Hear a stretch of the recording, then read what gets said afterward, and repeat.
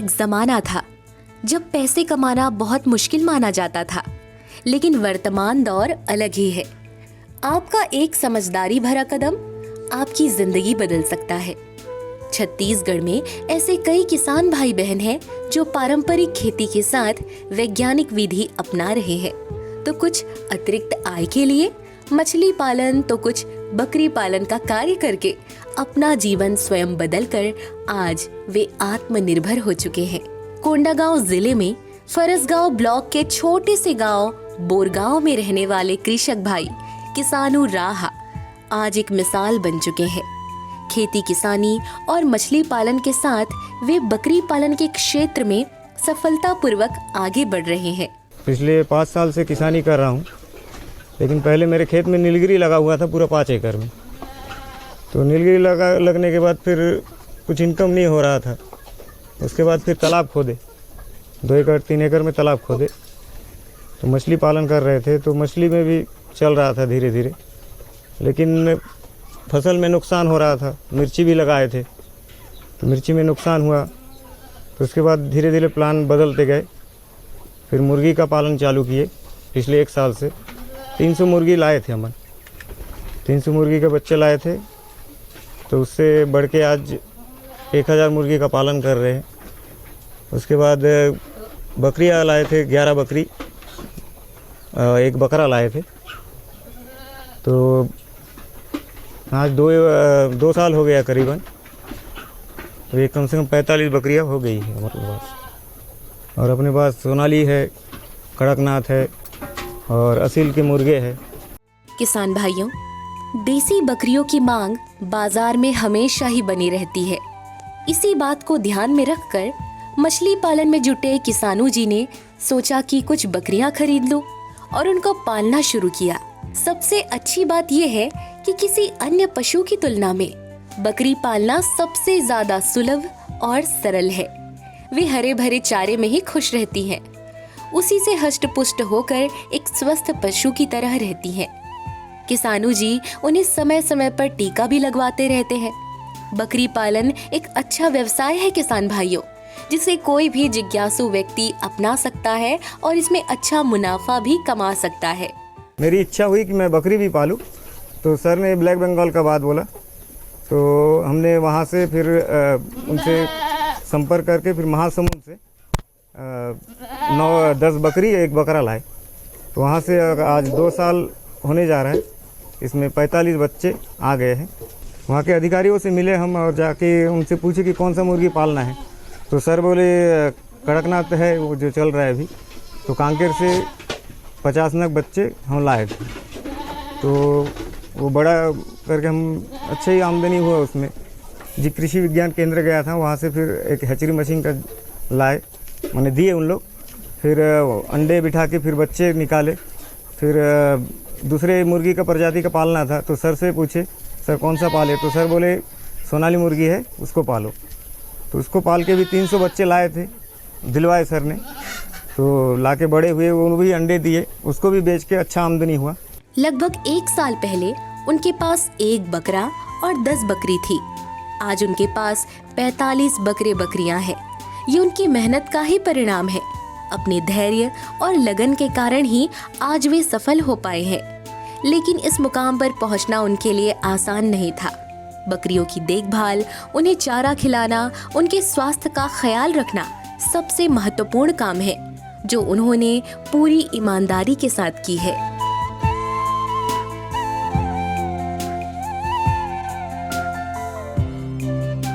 मैं पीएचई में नौकरी करता था। मेरा लड़का जो है पढ़ाई लिखाई किया है, ITA पास किया, 12वीं पास किया, नौकरी चाकरी नहीं मिला। तो मैं बोला तुम खेती में भिड़ जाओ। तो खेती में करते थे तो खेती में फ़ायदा नहीं होता है। खेती में फ़ायदा नहीं कारण मैं पहले मछली शुरू किया, 1 एकड़ से शुरू किया, मछली पालन किया। और कृषि विज्ञान केंद्र कोंडागांव से मेरे को सलाह दिया कि मुर्गी भी पालो। तो कांकेर से मेरे को मुर्गी का चूजा दिया, 50 मुर्गी का चूजा दिया, उसको पाला। फिर वो कृषि विज्ञान केंद्र से मेरे को सलाह दिया कि सोनाली मुर्गी पालो। तो मैं पहले 300-400 मुर्गी लाया था, उसमें मेरे को प्रॉफिट हुआ, 300 रुपये किलो करके बेचा। 2000 मुर्गी बच्चे से शुरू किया हूँ। मैं 3 महीने में कंप्लीट हो जाता है दाना पानी खिलाने से और बिक्री करता हूँ। बकरी को गरीबों का एटीएम और गाय भी कहते हैं क्योंकि इसमें तुरंत मुनाफा मिलता है। इसी बात को ध्यान में रखते हुए बकरी पालन के काम को व्यापक ढंग से करने वाले किसानू राहा के पास आज 45 बकरे बकरियां हैं। हम लोगों ने किसानों को समन्वित खेती अपनाने के लिए प्रोत्साहित किए और कोंडागांव जिले में ऐसे करीब 25 किसानों ने इसको अंगीकृत किया है, जो पहले मक्का पर खरीफ में धान और फिर रबी सीजन में मक्का की खेती करते थे।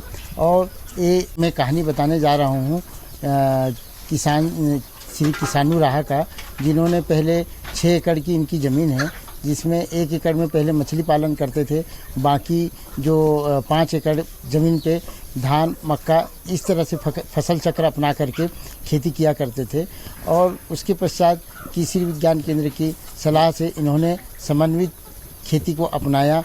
बकरी पालन की बात की जाए तो प्राचीन समय से ही छोटे किसान, मजदूर और अब बड़े स्तर के किसान भाई बहन भी बकरी पालन का कार्य कर रहे हैं। प्रदेश में बकरी पालन का काम हर गांव, हर डगर दिख ही जाएगा, जिसके दूध और मांस से लोग दिनों दिन अच्छे पैसे अर्जित कर रहे हैं।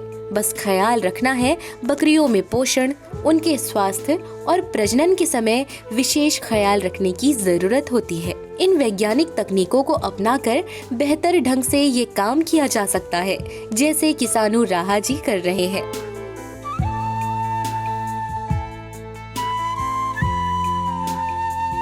बकरी की नस्ल के चयन की जब भी बात आती है तब 2 विकल्प होते हैं।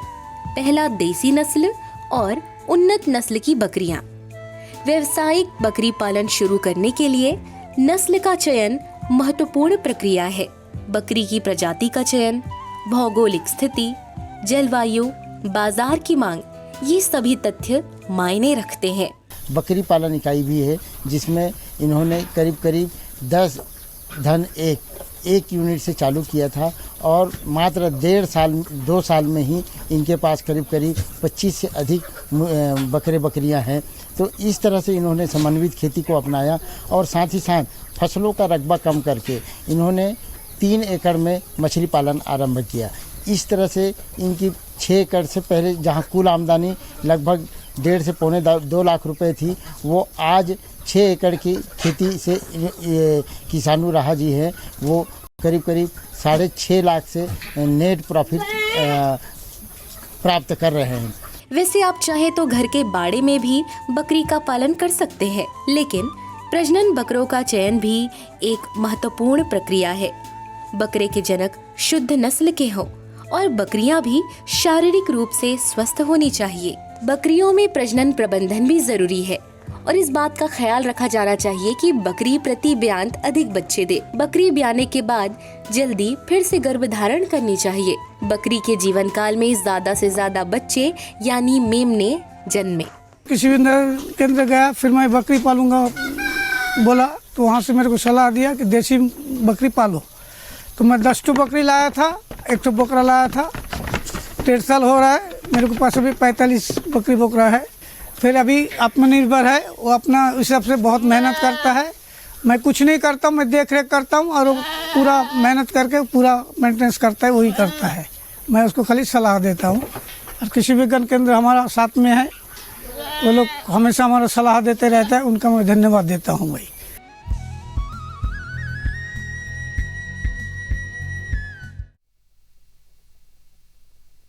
सब्जी में मसाला ज्यादा है। कितनी बार कहा है कि जितनी जरूरत हो बस उतना ही डाला करो। अरे मुझसे तो ऐसा कभी कभार होता है। और तुम जो हमेशा खेत में अनाप शनाप कीटनाशक डालते हो, उसका क्या?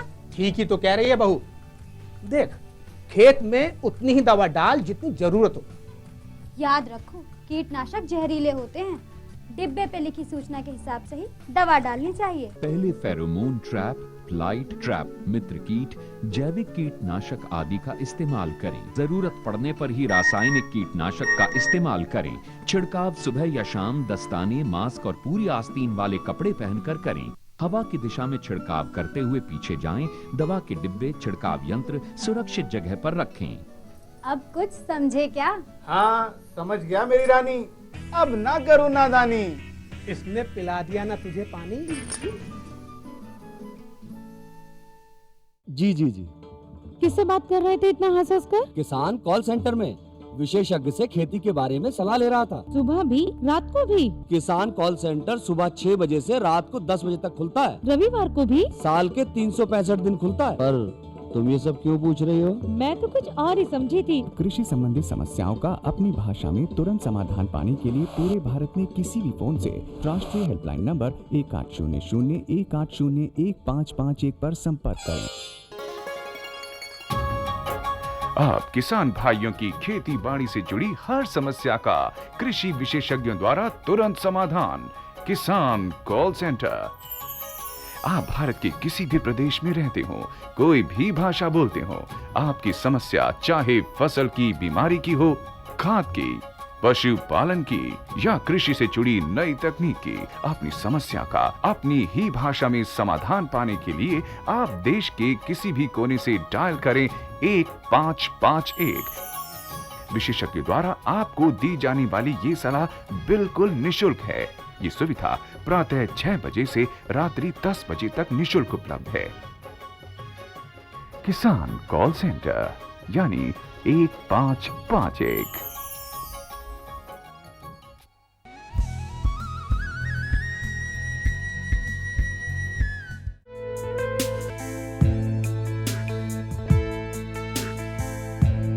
वैसे किसान भाइयों, बकरियों में परिपक्व होने की आयु उनकी नस्ल, आकार, खान पान और देखभाल पर निर्भर करता है। बकरी के आवास के लिए वैसे तो किसान भाई बहन अपने हिसाब से प्रबंध कर सकते हैं, लेकिन बाड़ा घर में बनाया जा रहा हो या अलग से, उस बाड़े का फर्श कच्चा या रेतीला होना चाहिए। साथ ही साल में 1 से 2 बार बाड़े की मिट्टी बदलनी चाहिए। सर्दी, गर्मी और बरसात में बकरियों के बचाव का व्यापक रूप से प्रबंधन करना चाहिए ताकि आपकी बकरियां स्वस्थ हो। किसानू राहा जी पारंपरिक शैली से बकरी पालन करके इतना लाभ ले रहे हैं, तो अनुमान लगाइए वैज्ञानिक शैली से बकरी पालन करने में कितना लाभ लिया जा सकता है। क्योंकि बकरी पालन एक ऐसा व्यवसाय है जिसे ग्रामीण क्षेत्र और शहरी क्षेत्र दोनों ही स्तर पर किया जा सकता है। ग्रामीण क्षेत्रों में बकरी पालन काफी तेजी से बढ़ रहा है। जब भी मैं कृषि विज्ञान केंद्र गया, वहाँ से मुझे हर चीज़ की जानकारी, चारे की बरसीम का जो बीजा था वो भी ला दिए मेरे लिए, और बकरियों से संबंधित टीकाकरण जो और मुर्गियों का जो टीका है वो भी सर KVK से मुझे प्राप्त हुआ, और उन्हें मैं धन्यवाद करता हूँ कि उन्होंने मुझे इतना साथ दिया है। आज मैं आत्मनिर्भर हूँ और बहुत खुश हूँ, और 1 साल में मेरा लगभग 6 से 7 लाख रुपए आमदनी होता है। किसान भाइयों, बकरी पालन व्यवसाय शुरू करने वाले व्यक्ति को बकरी पालन व्यवसाय में लगने वाले लागत के बारे में थोड़ी जानकारी ले लेनी चाहिए। हालांकि बकरी पालन व्यवसाय छोटे स्तर पर भी किया जा सकता है। कुछ बकरियां पालकर धीरे धीरे इनकी संख्या बढ़ाई जा सकती है, जैसे किसानू राहा जी ने किया। बाजार में लगातार बकरियों की मांग तो बनी ही रहती है, जो अधिकांशतः बकरे के वजन पर निर्भर करता है। यानी बकरे का वजन जितना अधिक होगा, उसी के अनुसार उसकी कीमत लगाई जाती है। इसीलिए बकरी पालन करने वाले व्यापारी हमेशा बकरियों के वजन बढ़ाने में ज्यादा ध्यान देते हैं, और बकरियों का वजन बढ़ाने के लिए हरे भरे घास और चारे के अलावा समय समय पर उन्हें सूखे चारे के साथ गेहूं के भूसे में हल्का पानी मिलाकर, गेहूं के आटे या चने या अरहर की भूसी मिलाकर खिलाने से बकरियों का वजन बढ़ता है। किसानू राहा की आमदनी में लगभग 3 गुना वृद्धि हुई। वहीं दूसरी ओर इनके क्षेत्र पर रोज 5 से 6 लोगों को रोजगार भी उपलब्ध करा रहे हैं। और इसी तरह से यह आज की जो जलवायु परिवर्तन की बदलती परिस्थिति में, जहां किसान सिर्फ फसल पर निर्भर रहते हैं, वहां विपरीत मौसम परिस्थिति में फसल नष्ट हो जाता है। ऐसी परिस्थिति में भी किसानू राहा जैसे किसानों को किसी प्रकार की दिक्कत नहीं आती, क्योंकि इनके जो विभिन्न इंटरप्राइज है, जिसमें मछली पालन, मुर्गी पालन, बकरी पालन, सब्जी उत्पादन, इनमें से किसी न किसी इनके व्यवसाय से आमदनी प्राप्त होती रहती है एक निश्चित समय में। तो मेरी सलाह है कि सभी किसान जिले के जो इस तरह से समन्वित खेती को अपनाना चाहते हैं वो कृषि विज्ञान केंद्र से सलाह लेकर के इस तरह से खेती आरंभ करेंगे तो उनकी निश्चित रूप से आमदनी में बढ़ोतरी होगी और साथ ही साथ उनको वर्ष भर उनकी ही ज़मीन में रोजगार उपलब्ध हो जाएगा। छत्तीसगढ़ के किसान भाई बहन अतिरिक्त आय या बेहतर आमदनी के लिए बकरी पालन का कार्य करके आत्मनिर्भर हो रहे हैं। इसमें कम पूंजी की आवश्यकता होती है। बकरियों को रखने के लिए कम स्थान की जरूरत होती है। कम आयु में प्रजनन शुरू करने का गुण उनमें होता है। औसतन 1 से अधिक बच्चे देने का गुण भी होता है। ये आजीविका का बहुत अच्छा साधन साबित हो रहा है। किसान यदि कृषि विज्ञान केंद्र में आते हैं तो निश्चित रूप से उनको उसके पालन के बारे में, बकरी पालन, मुर्गी पालन, इस तरह से जो तकनीकी सलाह है उसको किस प्रकार उनका आवास प्रबंधन करना चाहिए, कैसे उसमें टीकाकरण का शेड्यूल कैसा होना चाहिए, किस प्रकार से आहार खिलाना चाहिए, ये सब इस प्रकार से समस्त जानकारी और जो सरकारी योजना है केंद्र सरकार की, राज्य सरकार की, इसके बारे में किसानों को जानकारी निश्चित रूप से प्राप्त होगी। और इन्हीं सब बातों के महत्व को समझकर अपने क्षेत्र में बेहतर बकरी पालन करके आत्मनिर्भर बनने वाले किसानों राहा छत्तीसगढ़ के सभी कृषकों के नज़र में एक मिसाल है। और आज वे बकरी पालन करके आत्मनिर्भर हो चुके हैं और सफलता की सीढ़ी लगातार चढ़ रहे हैं। ये हैं छत्तीसगढ़ के आत्मनिर्भर बकरी पालक किसान भाई किसानू राहा।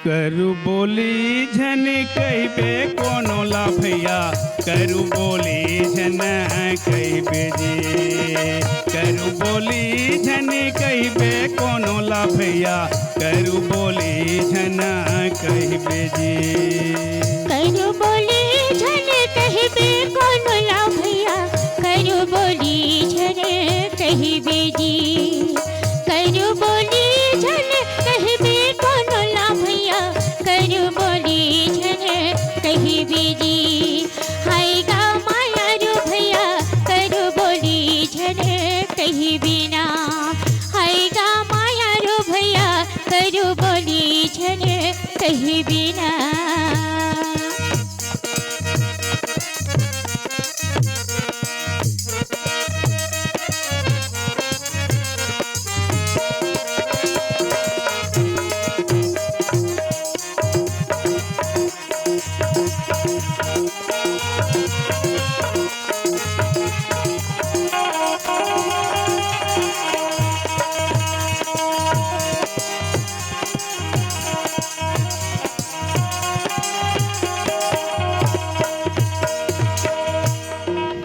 बड़े मुश्किल में मनुष्य तन ला पाए भैया, सब सोहा से गुठिया ले जी, बड़े मुश्किल में मनुष्य तन लते पाए भैया, सब सैन्य हंसी गुठिया लेना, इतनी के खलो नहीं भरोसा भैया, भवसागर पार लगा ले जी, इतनी के भैया नहीं भरोसा गा, भवसागर पार लगा लेना, पापे पुण्य के बांधे गठुरिया जी हरी, पापे पुण्य के बांधे गठुरिया, संग मते हाले जइबे कोनो ला भैया, करु बोली झना कहबे जी, हाय गा माया रो भैया, ये गा माया रो भैया, करो बोली झन कहबे ना, हाय गा माया रो भैया, ये गा माया रो भैया, करो बोली झन कहबे ना।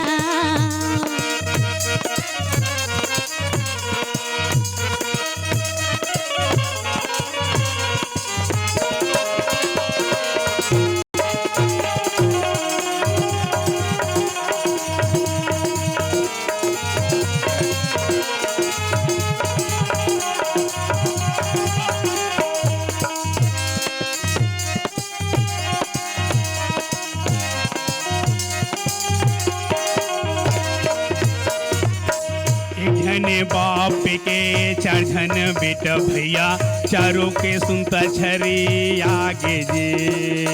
एक झने बाप के चार झने बेटा भैया चारों के सुनता छरी आगे ना।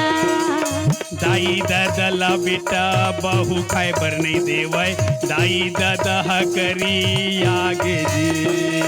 दाई दादा बहु खाए बर नहीं देवय दादा खगलो करी आगे ना। दाई दादा मूड़ी धर के रोवती है जय हरी। दाई दादा मुड़ी धर के रोवती है मुड़ी पटकी के रहिबे कोनो ला भैया करू बोली छना कह भेजी। हाय गाँव माया रो भैया ये गाँव माया रो भैया करो बोली छन देवी ना। ये गाँव माया रो भैया हाय गाँव माया रो भैया करो बोली छन देवी ना।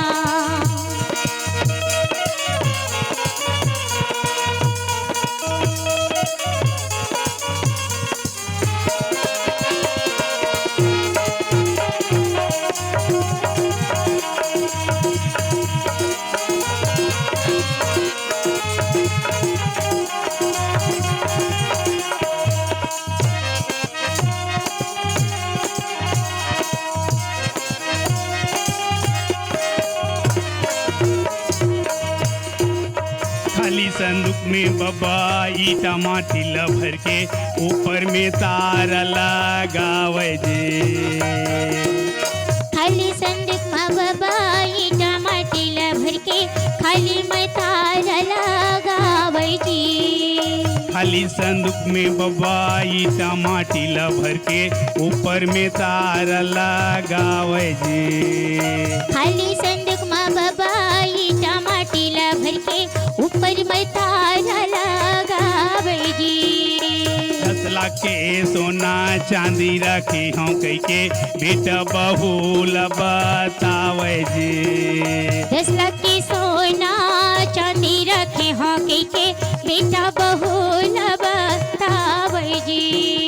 बेटा बहू सब बोझन सके लागे जय हरी। बेटा बहू सब बोझन सके लागे चल न मोरे घरे रहिबे कोनो ला भैया करू बोली झना कह बेजी। हाय गाँव मैया रो भैया ही गाँव मैया रो भैया करो बोली झना कह बेजी। ए गाँव माया रो भैया गाँव माया रो भैया करू बोली झना कह बेजी। हाय गाँव माया रो कह